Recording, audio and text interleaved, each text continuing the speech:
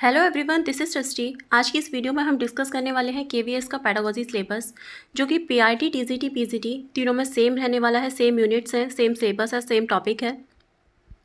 लेकिन पीआरटी में पेडागोजी रहेगी 60 मार्क्स की, पीआरटी में रहेगी 60 मार्क्स की, और यहाँ टीजीटी, पीजीटी में रहती है 40 मार्क्स की। पीआरटी में देखते हैं किस यूनिट से कितने क्वेश्चंस रहेंगे। पीआरटी में फर्स्ट यूनिट रहेगी 15 की, सेकंड रहेगी 15 की, थर्ड है 10 की, फोर्थ है 10 की, और फिफ्थ है 10 की। ये रहेगा पीआरटी में। टीजीटी में फर्स्ट यूनिट से रहेगा 10 मार्क्स का, सेकेंड यूनिट से 15, थर्ड से 6, फोर्थ से भी 6, और फिफ्थ से 3। अब देखते हैं पीजीटी का। पीजीटी में फर्स्ट यूनिट रहने वाली है 15 की, सेकेंड यूनिट यहाँ रहने वाली है 15 की, थर्ड रहने वाली है 4 की, फोर्थ भी रहने वाली है 4 की, और फिफ्थ यहाँ रहेगी 2 की। सबसे पहले है अंडरस्टैंडिंग द लर्नर, यानी अधिगमकर्ता को समझना, यानी शिक्षार्थी की समझ, जिसे आप पढ़ाने जा रहे हैं क्लास में स्टूडेंट, उसके बारे में आप कितना जानते हैं, क्या जानते हैं। अंडरस्टैंडिंग टीचिंग लर्निंग, शिक्षण अधिगम की समझ, ये सेकेंड यूनिट रहने वाली है। फिर है क्रिएटिंग कंड्यूसिव लर्निंग एनवायरनमेंट, इसमें आ जाएगा क्लास का एनवायरनमेंट कैसा रहेगा, स्कूल का एनवायरनमेंट कैसा होना चाहिए। फोर्थ है स्कूल ऑर्गेनाइजेशन एंड लीडरशिप, संगठन और नेतृत्व। फिफ्थ है पर्सपेक्टिव्स इन एजुकेशन, इसमें आ जाएगा एनईपी, आरटीई एक्ट, ये सारी चीज़ें आ जाएंगी फिफ्थ यूनिट में। अभी देखते हैं इसे डिटेल से आगे। फर्स्ट है अंडरस्टैंडिंग द लर्नर, यानी शिक्षार्थी को समझना। इसमें क्या क्या पढ़ना है। Concept of growth, maturation and development. Growth का कॉन्सेप्ट पढ़ना है, मैचुरेशन, डेवलपमेंट, वृद्धि में, परिपक्वता में डिफरेंस यहाँ पे पढ़ना है। क्या इनका नेचर है, क्या कैरेक्टरिस्टिक्स होते हैं ग्रोथ के, मैचुरेशन के, इनके टास्क क्या रहेंगे, चैलेंजेस क्या रहेंगे, ये सारी चीज़ें इसमें पढ़नी है। फिर है domains of development, physical, cognitive, socio emotional, moral, विकास के कौन कौन से क्षेत्र हैं। शारीरिक, संज्ञानात्मक, सामाजिक, भावनात्मक, यहाँ पे सारे पढ़ने हैं डोमेन्स ऑफ डेवलपमेंट, विकास के जो भी क्षेत्र होते हैं। फिर है अंडरस्टैंडिंग एडोलसेंस, यहाँ पे पढ़ना है किशोरावस्था के बारे में, adolescence, needs, challenges and implications for designing institutional support. किशोरावस्था को समझना, संस्थागत समर्थन की रूपरेखा तैयार करने के लिए आवश्यकताएं, चुनौतियां और निहितार्थ। डी है role of primary and secondary socialization agencies, ensuring home social continuity. प्राथमिक और माध्यमिक समाजीकरण संस्था की भूमिका। प्राइमरी सोशलाइजेशन की एजेंसीज कौन सी होती हैं, सेकेंडरी कौन सी होती हैं, क्या इनका रोल रहता है बच्चे के सोशलाइजेशन में, बच्चे के समाजीकरण में, ये सारी चीज़ें इसमें आ जाएंगी। फिर है सेकेंड यूनिट में है अंडरस्टैंडिंग टीचिंग लर्निंग, यानी शिक्षण अधिगम की समझ। इसमें क्या क्या रहने वाला है। फर्स्ट है यहाँ पे theoretical perspective on learning behaviourism, cognitivism and constructivism with special reference to their implications for. इसमें सारी थ्योरीज आ जाएंगी आपकी। कौन कौन सी यहाँ पे थ्योरी आ जाएंगी। ऑपरेंट कंडीशनिंग की थ्योरी यहाँ पे आ जाएगी, क्लासिकल कंडीशनिंग थ्योरी इसमें आ जाएगी। प्याजे को यहाँ पे पढ़ना है, कॉग्निटिव कंस्ट्रक्टिविज्म में प्याजे को यहाँ पे पढ़ना है, ब्रूनर को पढ़ना है, वाइगोस्की को पढ़ना है। इन सारी थ्योरीज़ को हम क्लासरूम में किस तरीके से यूज़ कर सकते हैं, क्लासरूम में किस तरीके से इनका इम्प्लीकेशन हो सकता है, ये चीज़ें यहाँ पे पढ़नी है। तो इसमें क्या रहेगा, द रोल ऑफ टीचर, शिक्षक की क्या भूमिका रहेगी, द रोल ऑफ लर्नर, शिक्षार्थी की भूमिका क्या रहेगी, nature of teacher student relationship, शिक्षक छात्र संबंध की प्रकृति कैसी रहेगी, चॉइस ऑफ टीचिंग मेथड्स किस तरीके के रहेंगे, जैसे ऑडियो विजुअल या फिर विजुअल, क्लासरूम का एनवायरनमेंट किस तरीके का होना चाहिए, अंडरस्टैंडिंग ऑफ डिसिप्लिन, पार एक्सेट्रा, ये सारी चीज़ें इसमें रहेंगी। Understanding teaching learning. Factors affecting learning and their implications, अधिगम को प्रभावित करने वाले कारक। डिज़ाइनिंग क्लासरूम इंस्ट्रक्शंस, कक्षा निर्देशों को डिज़ाइन करना, प्लानिंग स्टूडेंट्स एक्टिविटीज़, स्टूडेंट्स को जो एक्टिविटीज़ करानी है उनकी प्लानिंग करना। Creating learning spaces in school, school में सीखने की जगह बनाना। सी में क्या रहने वाला है, planning and organization of teaching learning, शिक्षण अधिगम की योजना और संगठन। इसमें क्या क्या रहेगा, प्लानिंग किस तरीके से करनी है, चीज़ों को ऑर्गेनाइज किस तरीके से करना है, concept of syllabus and curriculum, award and hidden curriculum, पाठ्यक्रम और पाठचर्या क्या है, इनमें क्या डिफरेंस है पाठ्यक्रम में और पाठचर्या में, foundational literacy and numeracy, FLN जिसे बोल देते हैं, FLN, यहाँ से क्वेश्चन बनता ही बनता है, फाउंडेशनल लिटरेसी एंड न्यूमरेसी से। Early childhood care and education जिसे ECCE कह देते हैं, ECCE कह देते हैं, मूलभूत साक्षरता और अंक ज्ञान, बचपन की देखभाल और शिक्षा। उसके नेक्स्ट है फिर competency based education, experiential learning, योग्यता आधारित शिक्षा, अनुभवात्मक शिक्षा। एक्सपीरियंशियल लर्निंग में यहाँ पे क्या पढ़ना है, डेविड कोल एक अमेरिकन साइकोलॉजिस्ट हैं, उन्होंने डेविड कोल ने थ्योरी दी है, एक्सपीरियंशियल लर्निंग थ्योरी दी है उन्होंने, वो इसमें यहाँ पे पढ़नी है। फिर है इंस्ट्रक्शनल प्लान्स, निर्देशात्मक योजनाएं, year, unit and lesson plan, वर्ष योजना, इकाई योजना, पाठ योजना। लेसन प्लान किस तरीके से बनाते हैं, बीएड में भी बनते हैं। क्लास में जाने से पहले अगर आपको जो भी चैप्टर पढ़ाना है बच्चे को, उसकी प्लानिंग किस तरीके से होनी चाहिए, वो सारी चीज़ें यहाँ पे पढ़नी है। इंस्ट्रक्शनल मटेरियल, यहाँ पे आपके टीचिंग एड्स आ जाएंगे सारे इंस्ट्रक्शनल मटेरियल में, शिक्षण सामग्री और संसाधन में। नेक्स्ट है information and communication technology, ICT for teaching learning, शिक्षण अधिगम के लिए शब्द सूचना और संचार प्रौद्योगिकी। ICT को किस तरीके से लर्निंग में यूज़ करना है, किस तरीके से उसमें हेल्प हो सकती है, इसको यूज़ करने से लर्निंग किस तरीके से इफेक्टिव बन सकती है, ये सारी चीज़ें यहाँ पढ़नी है। Assessment of learning, for learning and as learning, meaning, purpose and considerations in planning each.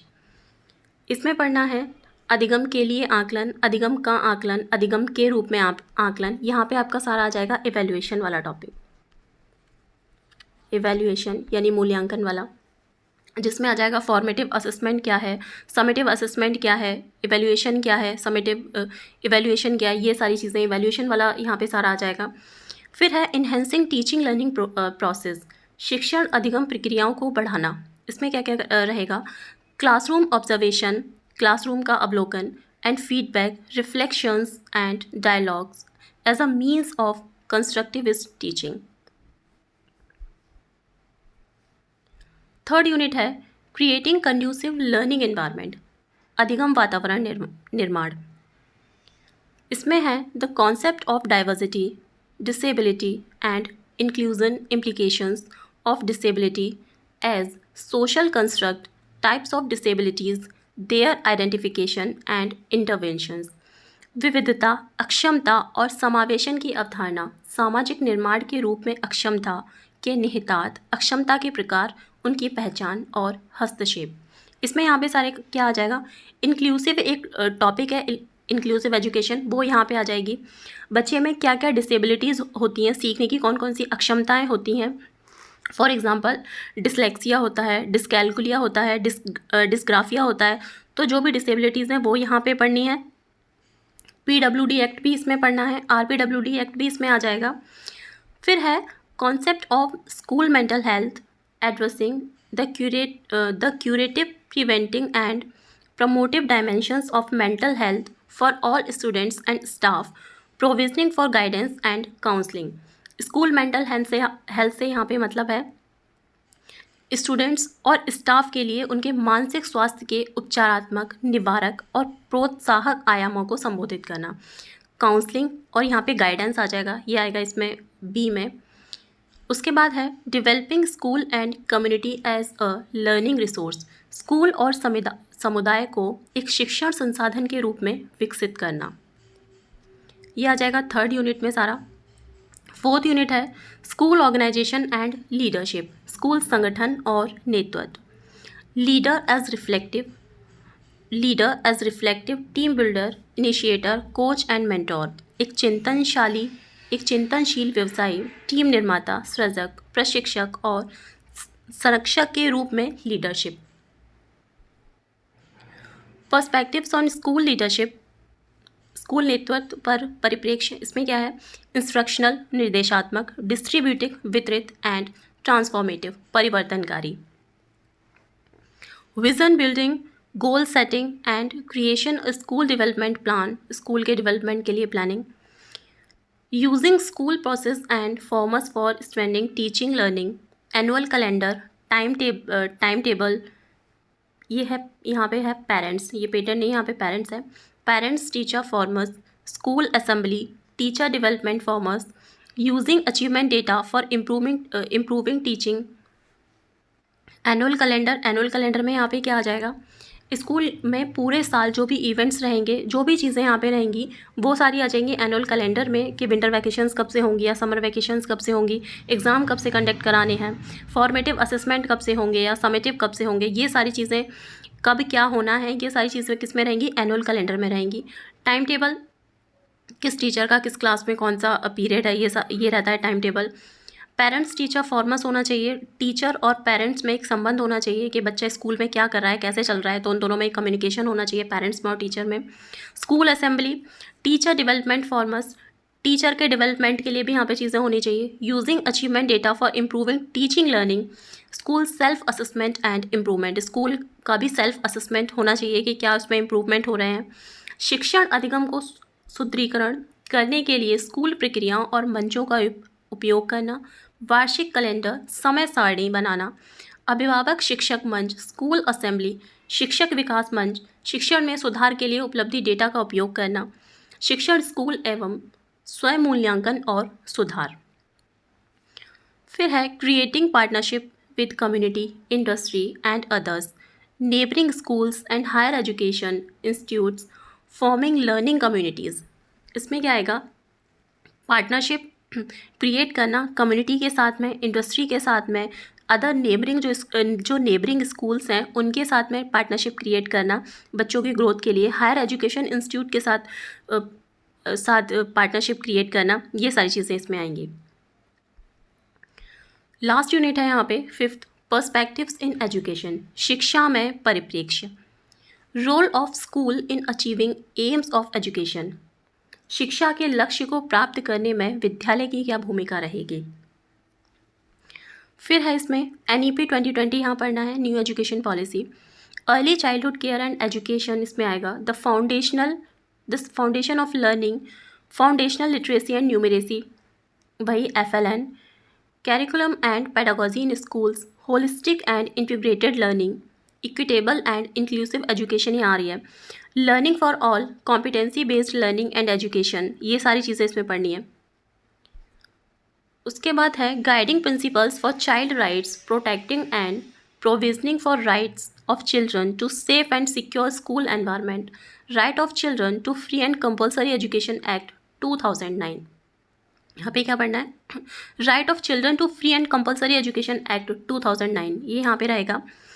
D में है historical studying the national policies in education with special reference to school education, historical studying the national policies में क्या आ जाएगा, अभी तक जितनी भी policies रही हैं, एजुकेशन पॉलिसी 1968 में भी आई थी, 1968 में आई थी, फिर 1986 में आई थी, फिर 1992 में आई थी, उसके बाद आई है 20 में आई है 2020 में। तो यहाँ पे ये सारी चीज़ें पढ़नी हैं जो पहले आ चुकी हैं। उसके बाद है school curriculum principles, perspective, learning and knowledge, curricular areas, school stages, pedagogy and assessment, school पाठ्यक्रम सिद्धांत, परिप्रेक्ष्य, सीखना और ज्ञान, स्कूल चरण, शिक्षण और मूल्यांकन, पाठ्यचर्या क्षेत्र। ये था KVS पेडागोजी का सिलेबस, जो PRT, TCT, PGT तीनों के लिए सेम है, सिर्फ यहाँ पे डिफरेंस है, तो सिर्फ मार्क्स डिवाइडेशन का यहाँ पे डिफरेंस है, बाकी कोई भी डिफरेंस नहीं है। KVS पेडागोजी के सिलेबस में सेम है, बाकी PRT, TCT, PGT तीनों के लिए सब कुछ।